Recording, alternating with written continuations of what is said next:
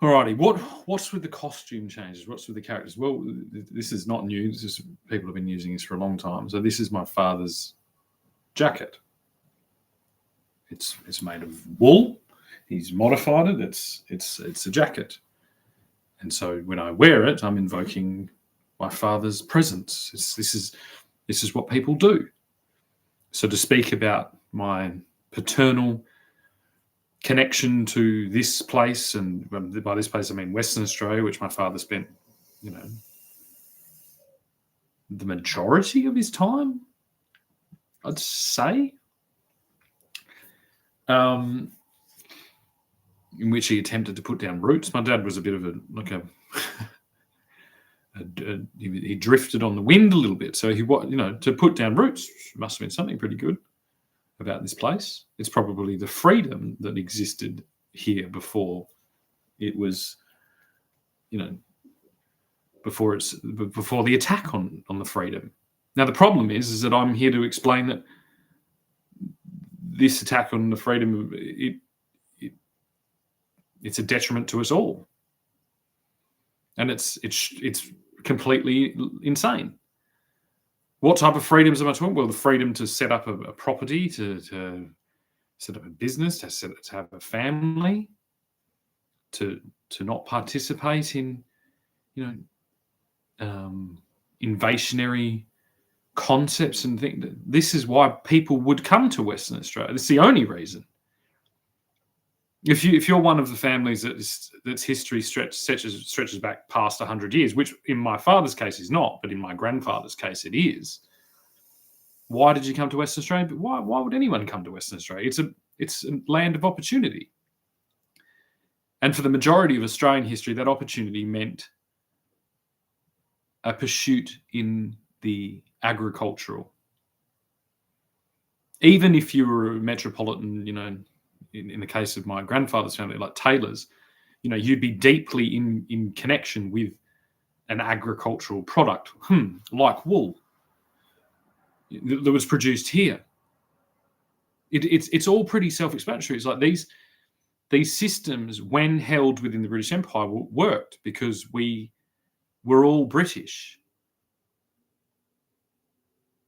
and that it's just that all the perceptions of these different things have all gotten in the way. And the Irish are against the English. And this is but it's like let's get more comfortable with this and understand that the British Empire is the best case of multicultural, of freedom of expression, all these things that has ever existed. And I think we got the balance just right. I think the experimentation into the insane, started in the 60s, is,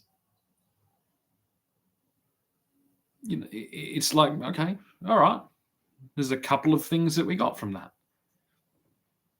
But the largest thing I want to speak about is that when things are like lost in time, which the 60s is like, what's that, 75 years.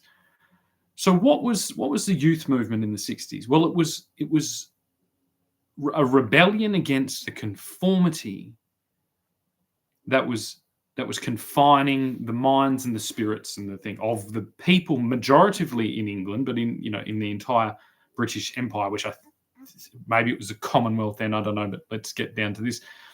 It's always described that it was dark and cold and black and white, and this is because of one thing. This was the aftermath of the success of the Industrial Revolution. It got everyone what they needed in a kind of humble, modest way.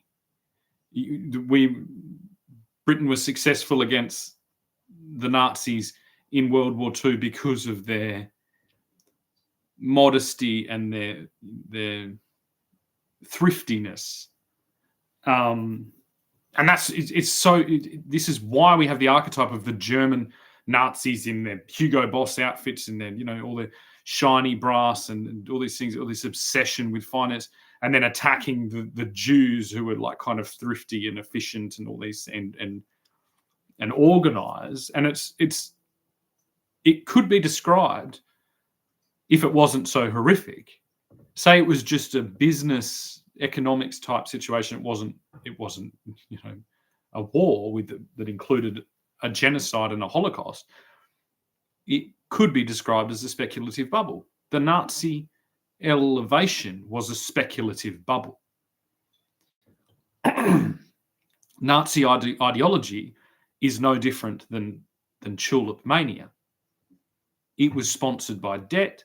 It was fueled by debt. It was fueled by amphetamines. And what I look around and I see around me here, and when I look further afield and I see America and England with its cocaine obsession and all these things, it's the same. It's all the same. It's just we've got so much access to content now that you can't get that speculative bubble to be held in one individual, which is what Hitler managed to do.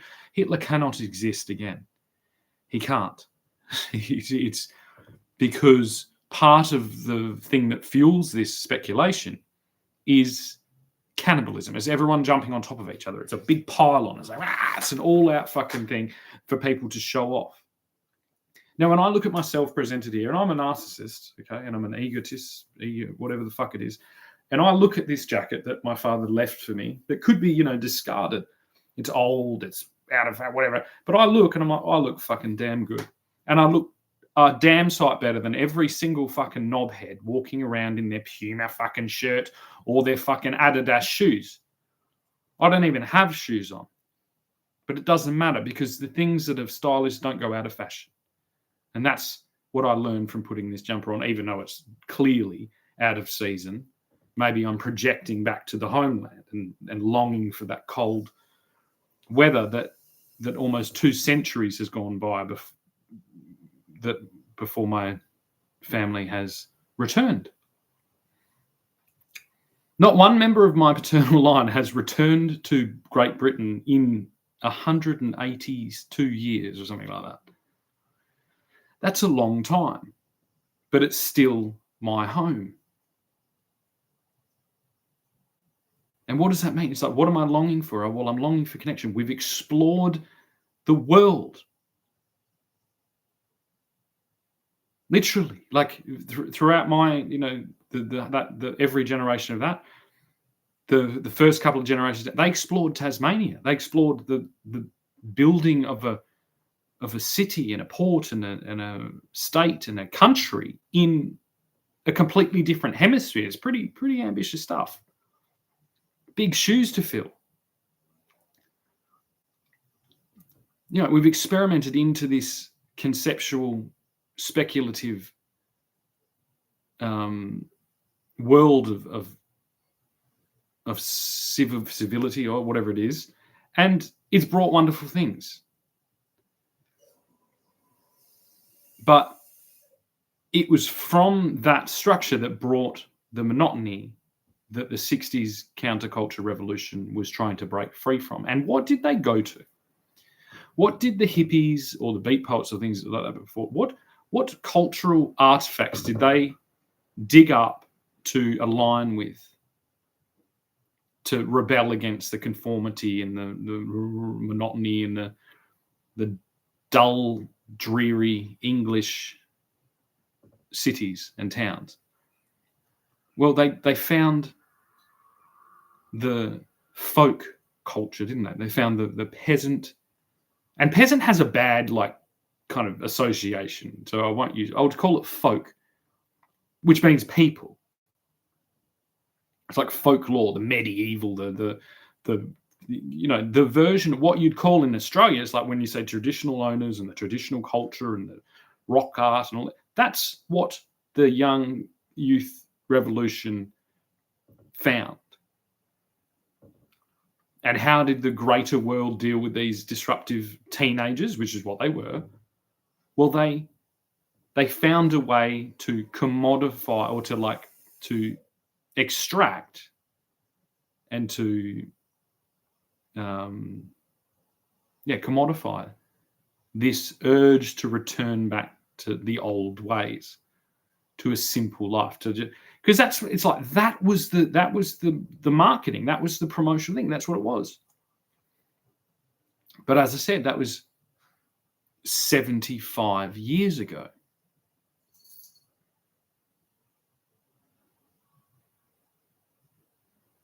And so it was a rebellion of two things. And this is, I think, why it caused so much trouble.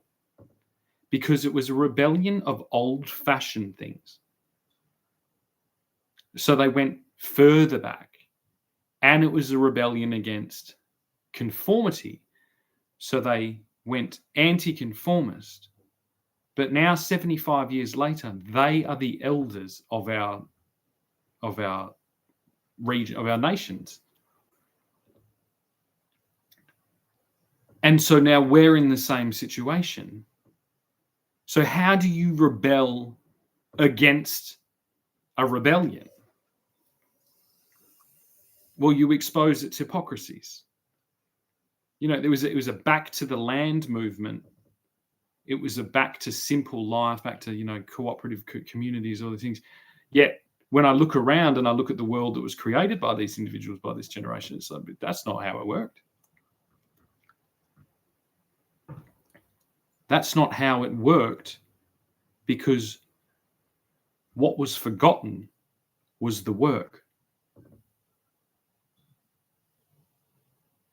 The teenagers back then were no different to the teenagers now. They don't want to work. I didn't want to work when I was a teenager. I wouldn't go to work. This is no different. I didn't have a cultural phenomenon, you know, emergent thing. I did. And, you know, the one that I experienced, the hip hop cultural movement, was pretty fucking crazy, because I don't know, that's almost the opposite. It's like that was majoritively an African American emergent culture. That was the opposite, rather than, you know, longing for the days of old, when, you know, the folklore, which for African Americans would have been African culture. It was a celebration of urban freedom of a freed slave population. But the world became obsessed with that. And so it celebrated opulence and like hyper commercialism and hyper, like, to the point of criminality.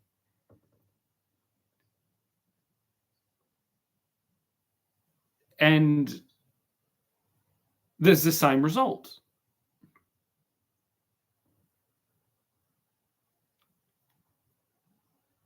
It's all these things are crucial to understand where we are.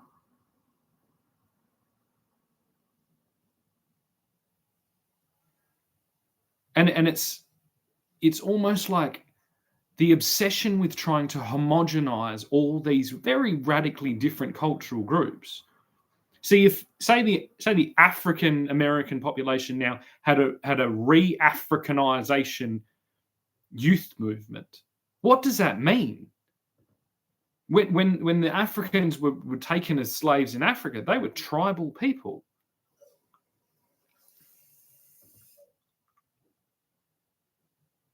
And so it's like we've got to go a long way back to get to tribal roots coming from the Celtic land or from their empires and things like that. We didn't go that. There was a bit of like tribalism and things like that in the hippie movement, but the writing that they were, the words they were speaking was about this return to this. But it just didn't happen. And the reason I put on my dad's coat is because I was going to talk about the shortcomings of my father. You know, my father, I'm sure in his mind, he saw himself as a gentleman, estate owner or something like that. You know, from that's our history. And he's landed in this land. He bit off quite a large estate. I think he had 100 and something acres, 120 acres in Southern River, which now has probably, 3,000 houses on it. Now, before you think that we profited from that, we didn't. This was the developers profited from this. My father sold a property at commodity real estate prices And then real estate developers, hand in hand with the Labour Party, communist, socialist government, like bent all the rules. So my father would have to, basically fight tooth and nail to get one type of council assessment of his production of breeding dogs and things like that. And yet at that same land now there is probably, if my father had, I don't know, 100 dogs there, and I'll go back and I'll find it. My father couldn't get a license to get 100 dogs on this property in Southern River when this was agricultural land. Yet the developers then came in and put 2,000 families or something on the same patch of land. With all their sewerage and all their energy demands and all their water demands and all these things, all the upkeep for schools. And it just gets insane. And I know that breeding dogs is a very, very select, very strange, like niche kind of thing. But the same applies to all primary producers in the country.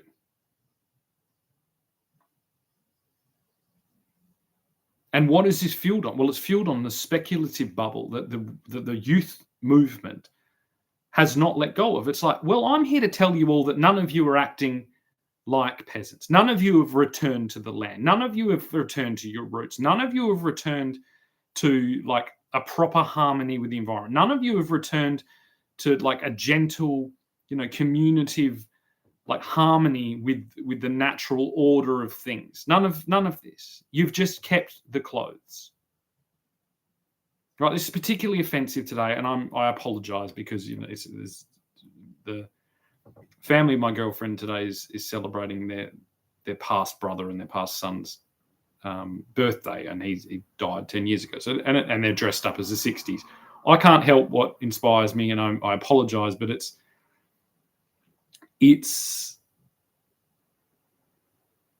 just a way that I work in order to tell this story of this migration. Right, there has been a British migration down to Australia, I think, for 300 years, and slowly but surely, the tail of that empire, which is the least British part of it.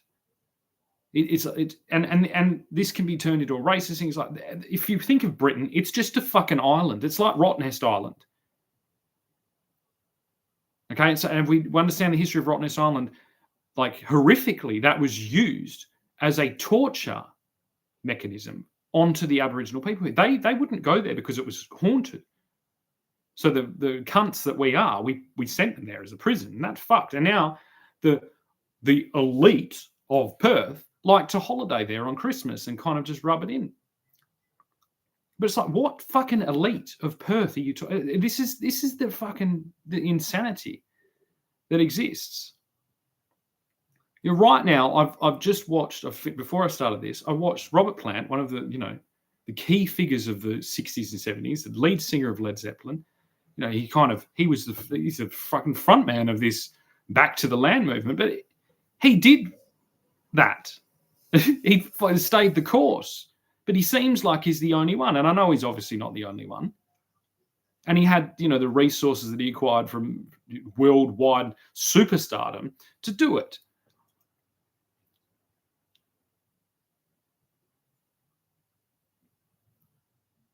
But there's a tension within this. There's a tension within that type of mentality. They're just fucking this. They can do that. I can't do it. I'm here and I'm a coal miner and I'm this. So we're going to fucking build this machine that just puts people in, and we're going to limit it. We're going to limit the things that you're allowed to do. And all we end up with is the Industrial Revolution that brought it brought just enough. It was like everyone had just enough, and then we won a war from it. We survived economic downturns and depressions and things like that because of this. Yes, it was dull and grey, but we all survived. And then the children of the the generation that had to fight the wars then had a whinge about it, and they didn't want to work. And we're in the exact same position now. But where are the children of these multicultural regions going to draw upon for their version of a youth revolution movement? Because they're smart enough and they have access to enough information, enough exposure of the clear fact that these generations of baby boomers are still playing the part. You know, they're still telling the story about this mass, beautiful, free love, hippie fucking cultural revolution. But they've turned drab, you know, English towns and urban monotony into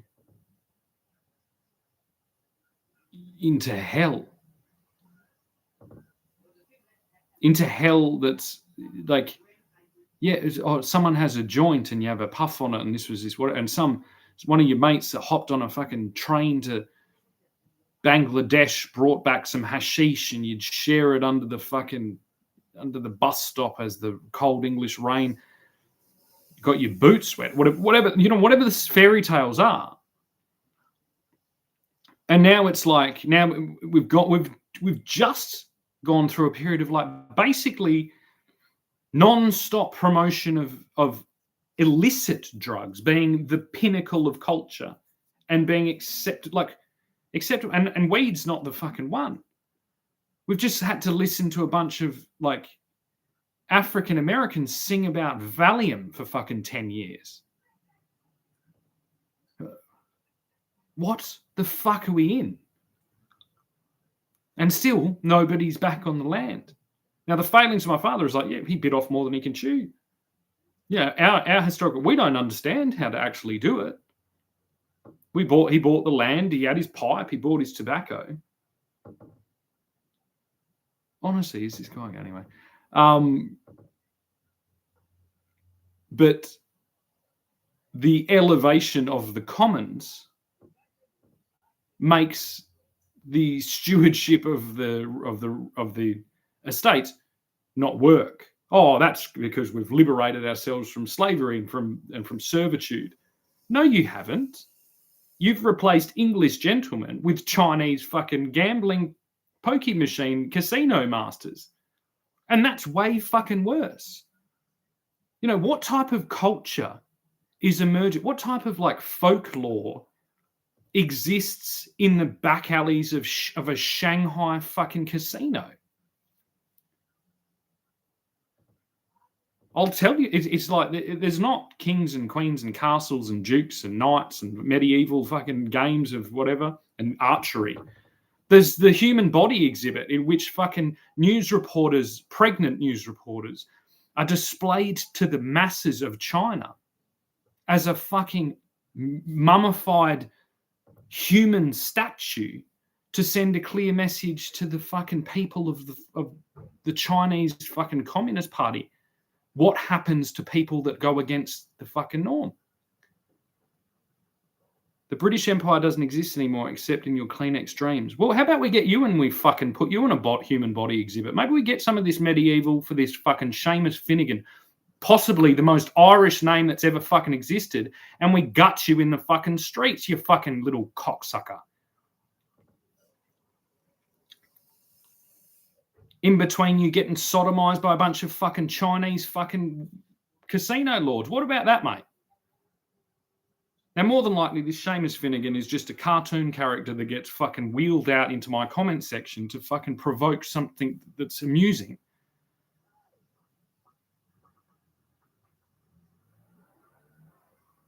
But this is what happens. Oh, this is the Irish fucking Republican fucking whatever. Yeah, all right. The Irish Republican Chinese fucking coward cocksucking party. Is that what you're fucking called? Ireland used to have these things. I am fucking Irish. I'm as much Irish as I am English. And it was the same. It's a little ferry ride, a little fucking hop, skip and a jump between these fucking islands. We're a long way away from there down here. it wouldn't take much to get to fucking Ireland back then. But still, now the journey I'd have in front of me to get back to either England or to Ireland is still pretty intense now. And the culture between the English, the Irish, and the Scots is like, it's all the same. It's the same fucking culture. Now that we've been exposed to 3 dimensions and 100 and fucking 200 whatever years of international communication. And this is the strange thing. It's like everyone's like walking out. Everyone's getting a little bit more comfortable in walking their culture out, but all their cultures are confused. I'll admit my culture's confused. You know what I mean? This English gentleman thing, I don't know. I don't know how it worked. It doesn't work now. But I'm trying to make it work in whatever way it can. And I just am clearly saying that if you have to basically bend over backwards to get a license to have 2 more dogs in a breeding thing on 100 or 200 acres in Southern River, then yeah, it's a bit of a fucking weird situation when, 1,000 houses like 40 years later can be put in that same place.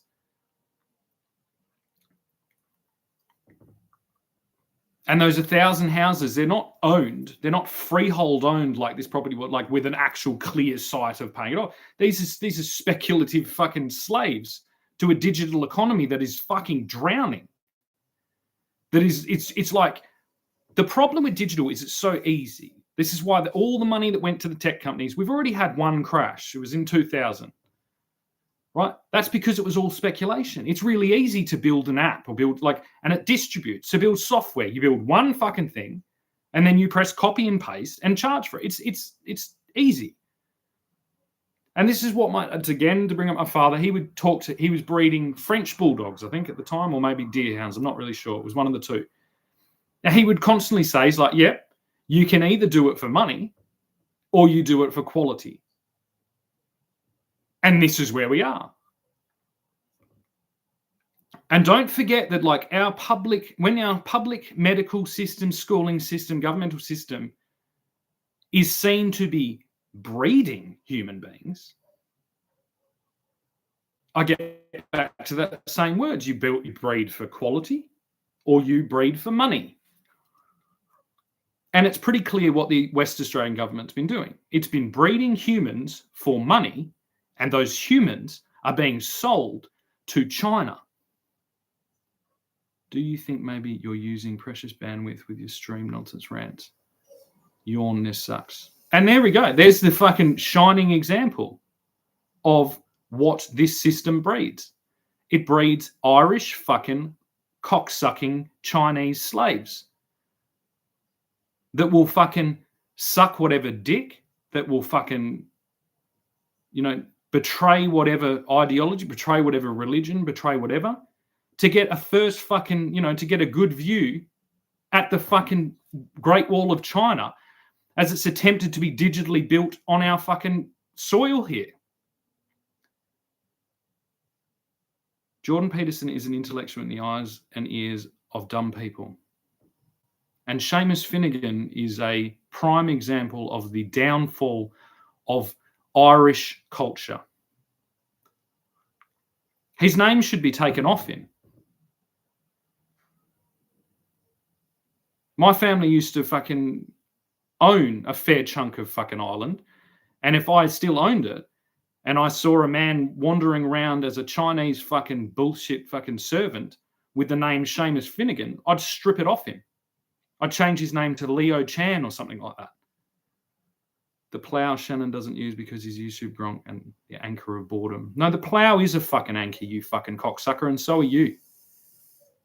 The reason I called it the plough and the anchor is because the plough was made out of steel. It was a wonderful invention. The mullboard plough, I'm pretty sure that's what it's called.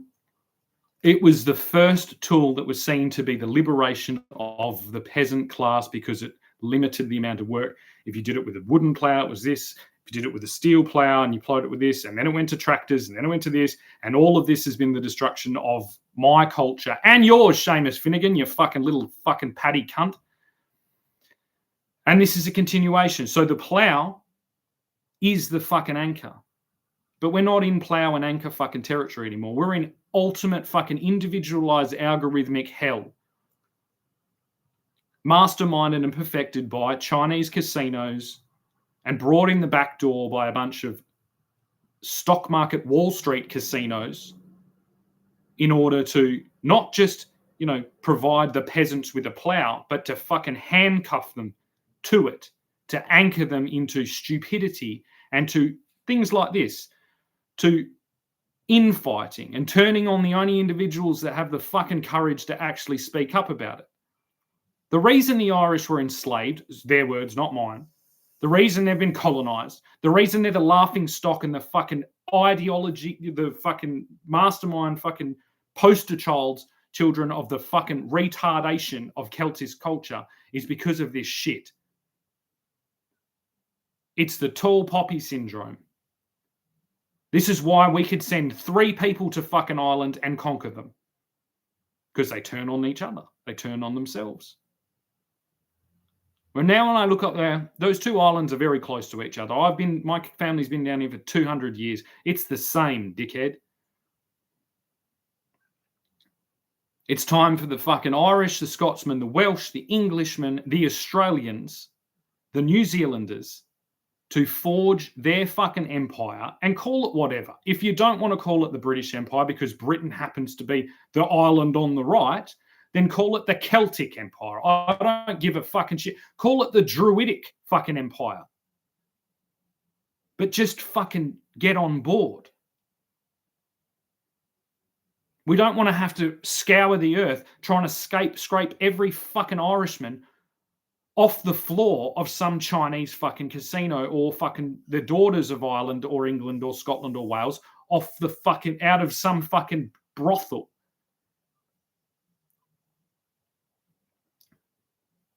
If you don't understand the history of your people, then stop wearing the costumes. And by costumes, I mean names.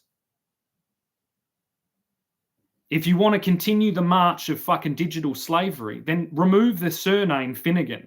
Remove the first name Seamus, which are fucking strong, powerful Irish names. Whatever name it is, take it off your birth certificate. Why when you think, like, what's the Chinese name? Tran and Chan. Yeah, why?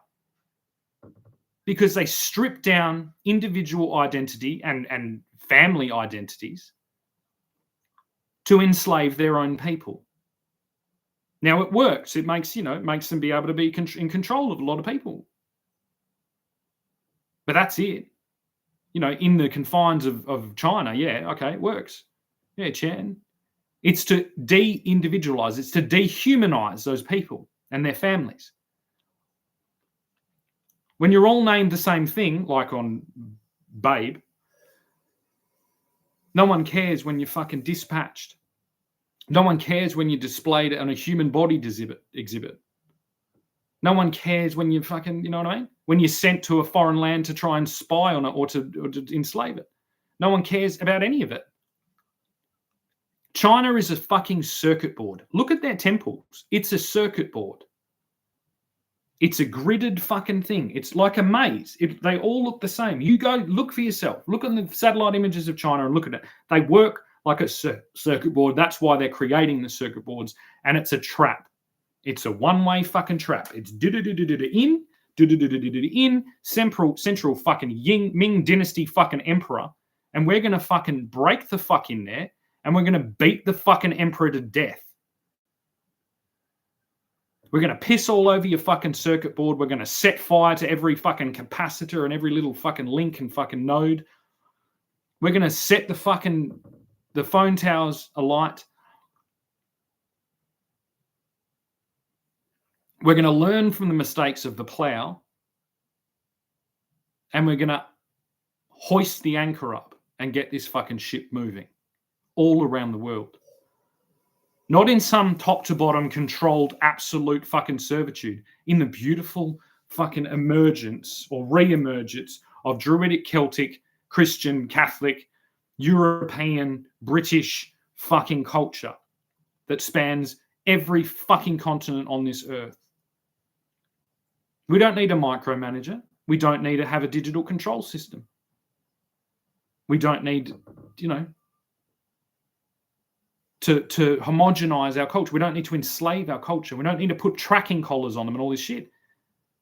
It's a very small concept, very small idea that holds us all together. And as soon as I fucking actually figure out what exact word it is that will invoke this patriotism to this yet to be named empire,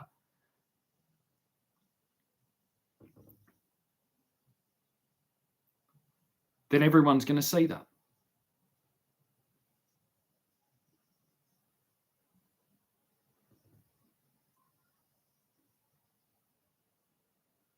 England, Britain, whatever it is, has never had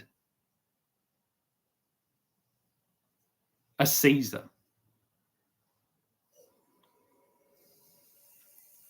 Ever since the Romans retreated from those islands, we have been fighting them.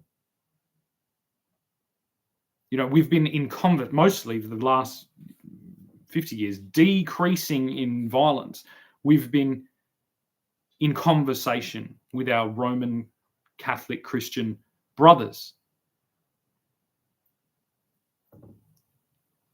And the message is getting through.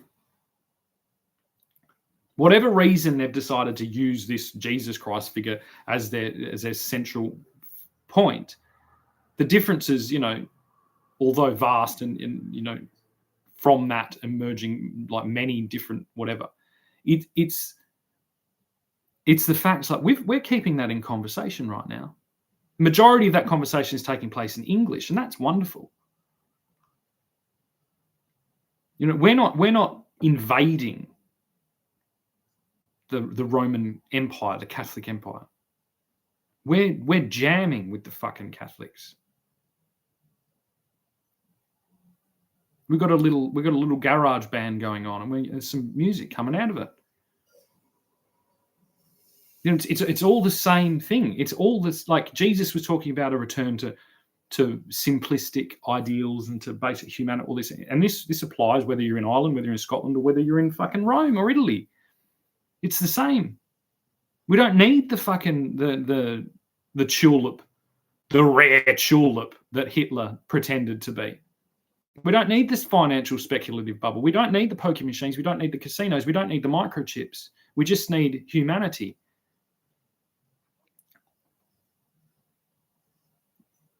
Even if you don't want to call it Christianity, right? Reflect back to an older time and be in conversation. That's what Jesus was doing. He was in conversation.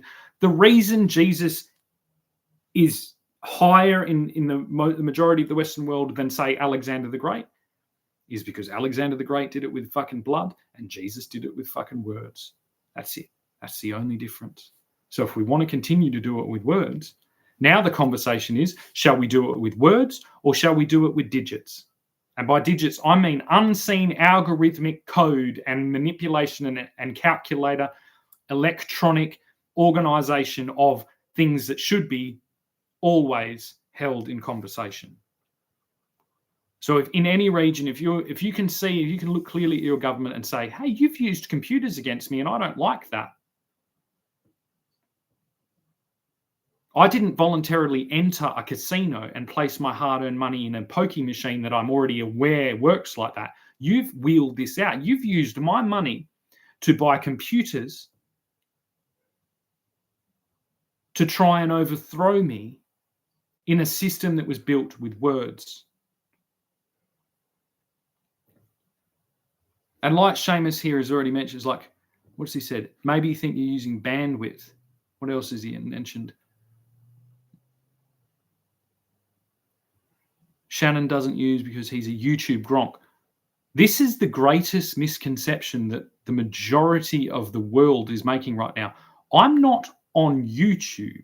I'm in my girlfriend's bedroom talking in Kingsley, which sits in the urban region of Perth, which sits in the greater region of Western Australia, which sits in Australia, which sits in the Commonwealth, which sits in Buckingham Palace, which sits in Westminster. I'm participating in the exact political conversation that has been going on for hundreds and hundreds and hundreds of years. It's no different. The fact that it's being distributed on pixels and via electrical grid, whatever, that doesn't matter. I'm definitely not programming in algorithmic, structures that try and pinch $1 or $2 off your $100 transfer. I'm definitely not trying to manipulate your perception of your historical relevancy in there. I'm speaking. That's it. If you're not speaking right now, you should shut the fuck up. That's a bit of a funny thing to say. But if you're not speaking right now, clearly explaining how exactly you're interacting with our history and our structural things and how you've incorporated and what tools you're using. I'm using a camera on a fucking $120, $200 computer. It's plugged into the internet, but I don't understand any of that. I could be in fucking handcuffs right now in a police station doing the same thing on their cameras, and I'd be still participating in the same thing that people have been doing in Britain, in Ireland, for hundreds and hundreds and hundreds of years. And whose example am I following? Well, I'm following Jesus's fucking example. Under whose authority? Well, I guess, now I hope I haven't got this wrong, I guess Pope Leo, because he has a Franciscan background, and the basis of the Franciscan Catholic Church is an imitation of Jesus. I'm not Jesus. I'm imitating Jesus by speaking, and I don't have a fucking sword in my hand. I haven't killed anyone in my process of doing this. Our political system is Christian. It doesn't have a fucking Colosseum. It was that figure that brought down the Colosseum system, and we like to throw it back at them. We get a Colosseum and we play cricket in it, which has a lot of talking in it. You'll notice every time the batsman hits it, waiting, yep, run, 1, 2, out in the field, commentators there speaking. Everyone's speaking. There isn't any fucking Christians being fucking fed to tigers in Perth Stadium right now. Every fucking flag on that thing is a Christian flag. It's a Knights Templar flag held by St. George, who slayed a dragon. Conceptually, with his words, he slayed a fucking dragon under the thing, and also imitating and, referencing Jesus Christ as a never-ending and unstoppable pushback on the Roman Empire, which, although changed to Christianity, it maintains some of its pagan, Roman, whatever. And a little bit of that's fine. You get back to pagan Romanism, they had a good run, on the downfall of the Greek Empire. But we've had a good run, and we're more recent. We've more recently had a good run than the Roman Empire. So if the Romans end up going back to their gods, it's like, well, we go back to our Druidic gods. And then, they get really similar, whether it's Norse, Druid, Roman, Greek, Egyptian, whatever it is. All of them have been brought to their knees by one figure. Why? Because he used his words. Because he spoke rather than enslave or kill. And how did this thing? Well, he was killed. But he's still there. It's still going. This is the master of that action. He's still going. Now, the craziest thing is, think about how we're having a suicide epidemic across the world. Suicide epidemic, in every country, especially here. Right, young men are killing themselves. And I actually do think there is a little bit of a Christian curse, that does bear the weight of the world on individuals coming from Christian backgrounds, and they feel this pressure and they kill themselves, because basically that's what Jesus did. His impetuous nature ended up with his death, but we still talk about him. Why? It seems like a simple trick. How many other martyrs have there been? Why has there only been one that has done all of this?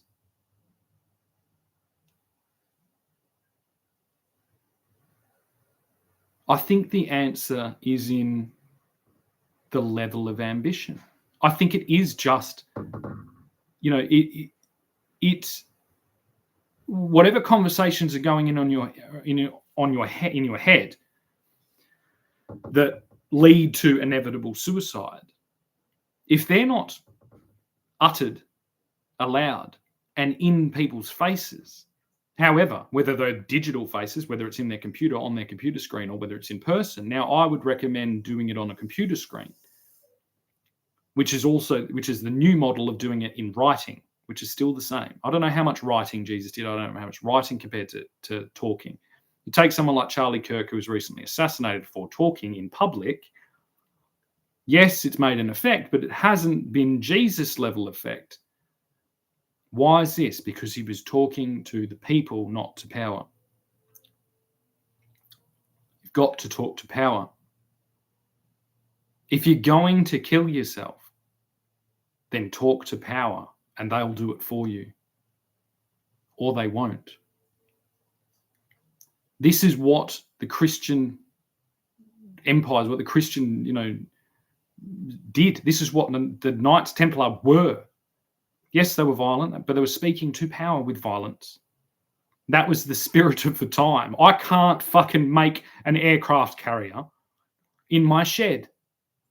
I can't make it. Well, I probably could make a nuclear bomb, but I'm not going to. I haven't got uranium. It's like, why would I can't? I could make killer fucking drones in my shed. I could, maybe I could program a fucking robotic algorithmic fucking doomsday device of total surveillance and total control.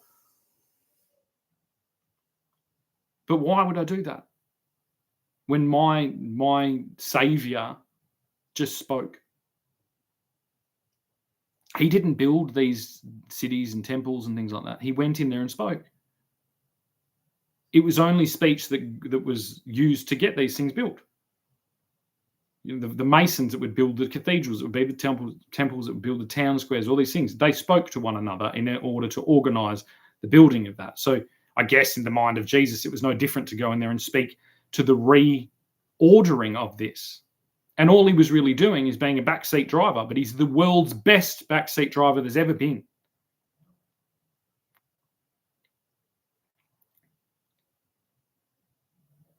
Whatever you think of me, whatever box you've put me in for what I happen to be participating in, I'm still fucking here. And the funniest thing is, it's actually the fact that I've been disregarded because of the fact that I'm appearing digitally.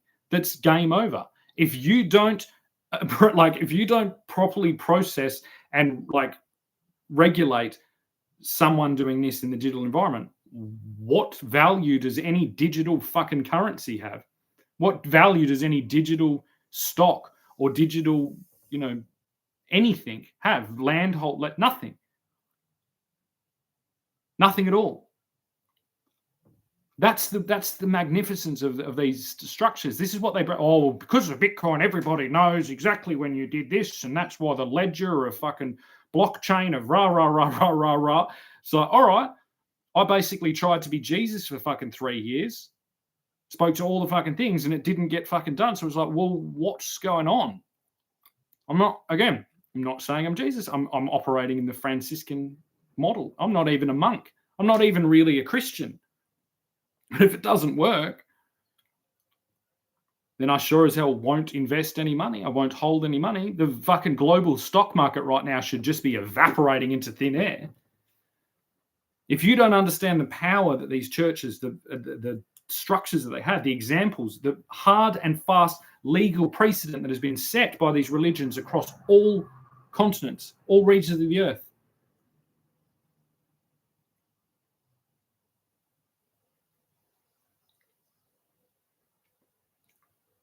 I'll end by saying this one thing. I'm not fucking Jesus. Yeah, Jesus was fucking crucified next to 2 thieves. And guess what I am? If Jesus was the world's greatest prophet and religious leader, all these things, he was the son of God, he was all these things, then the one thing I will claim that I am is I'm the world's best fucking thief, because I have stolen Christianity back from the Persians, from the fucking Oriental Chinese, whatever digital monstrosity, from their pagan fucking things, and I've brought it back to the world. That's it. I went to the depths of insanity, to the depths of exhaustion, to the depths of experimentation in this digital fucking matrix bullshit. I found the Holy Grail in my own soul. I commodified it and materialized it into digits and pixels, and I brought it back to the fucking King of England. Under, I'm hoping, the Pope's blessing. That's it.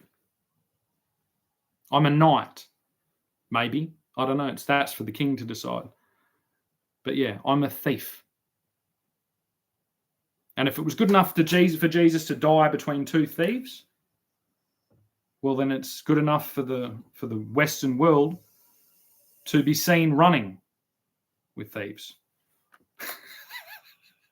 Or running with a thief. Hooroo.